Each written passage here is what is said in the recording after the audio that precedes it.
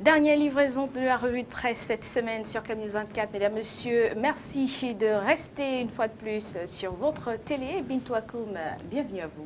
Bienvenue Stéphie, bonjour. Mesdames, Messieurs, bienvenue à la revue de presse. Et on commence tout de suite avec le quotidien Le Messager qui parle des misères des premiers ministres sur le renouveau au Cameroun, de Bello Bouba Maïgari à Phil Moyan, en passant par Ayan Luc, Sadouayatou, Achidi Achou, Peter Mafani Moussanguet et bien sûr Inoni Ephraim, des fortunes diverses. C'est à lire en page 5 du journal. Nous restons avec le quotidien Le Messager qui titre cette fois-ci sur métier de la presse. Issa Tiroma Bakari vend des illusions aux médias. Création d'un compte spécial d'affectation. Une enveloppe de 250 millions de francs CFA pour l'aide publique à la presse et les promesses du MINCOM. Hier, ici à Douala, c'est à retrouver à la page 3 du journal. Et il faut préciser, Stéphie Mondio, que la 20e édition de la Journée mondiale de la presse se célèbre aujourd'hui. Effectivement, Robin Tour, Akoum, et puis on parle sport aussi. MTN Elite One et tous les clubs lèvent leur mot d'ordre de grève.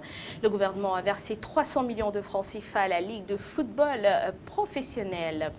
On parle de la région de l'Est avec 45 armes saisies, 20 braconniers arrêtés.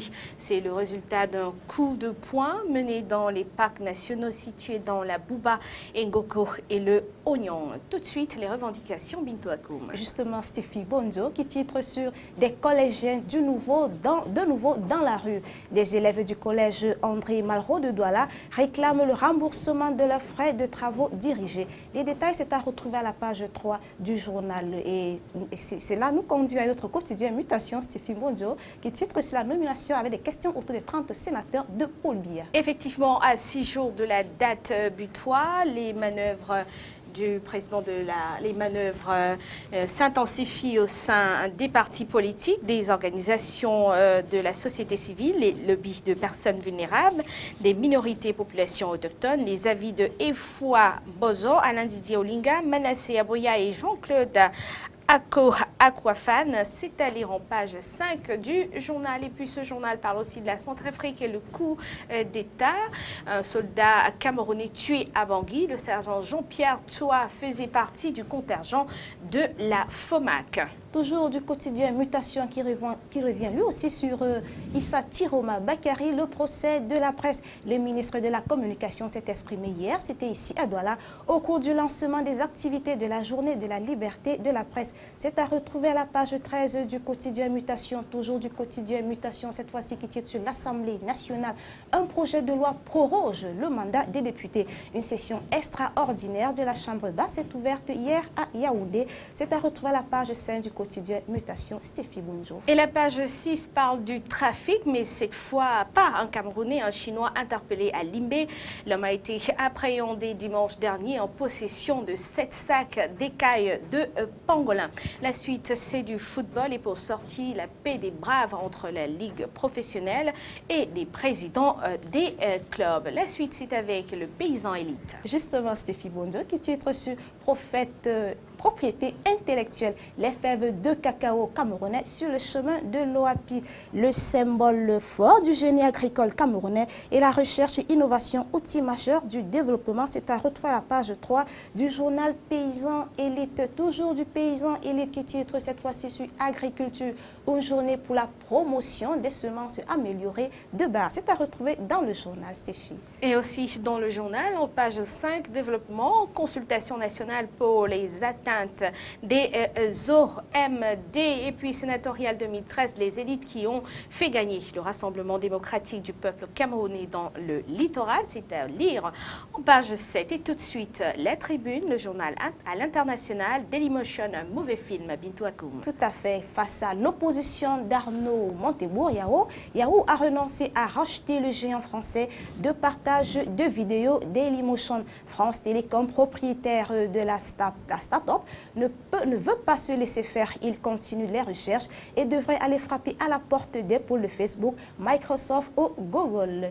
Toujours de La Tribune qui titre cette fois-ci sur la politique monétaire, la BCE taux en baisse, mais austérité de rigueur. Le président de la BCE se dit optimiste sur son assouplissement monétaire, mais exige des États qu'ils poursuivent leurs efforts et de désendettement. La suite avec Stéphie Bonjour. Effectivement, Bintou Akoum, le même journal s'intéresse aux entreprises entreprises et finances, le gouvernement défend le projet contesté de fichier des emprunteurs.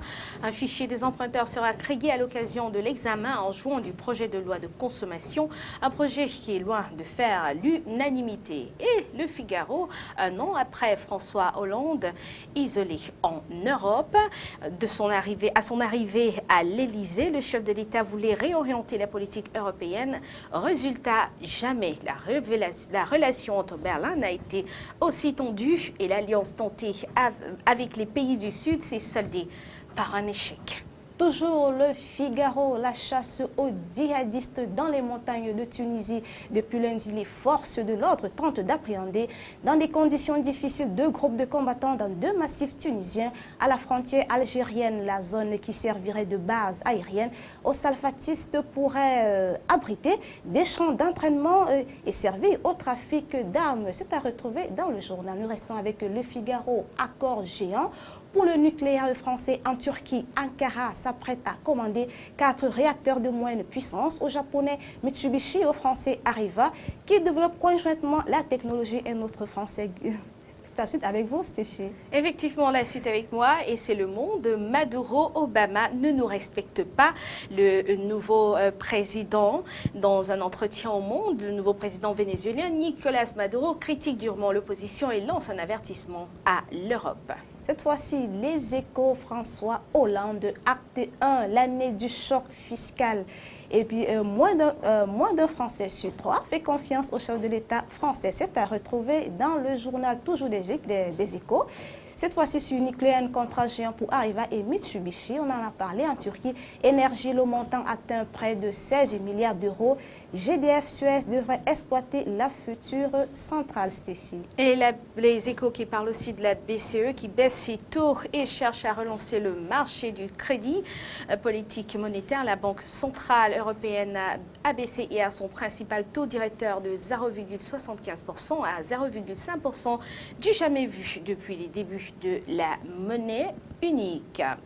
Voilà, Bintou Akoum, merci de m'avoir accompagné ce jour. Mesdames, Messieurs, on vous dit merci aussi d'être là tous les jours. Rendez-vous la semaine prochaine et ce sera une autre équipe. Bintou. Merci Stéphie, bonne journée, Mesdames, Messieurs. Merci de nous avoir assurés. À la prochaine.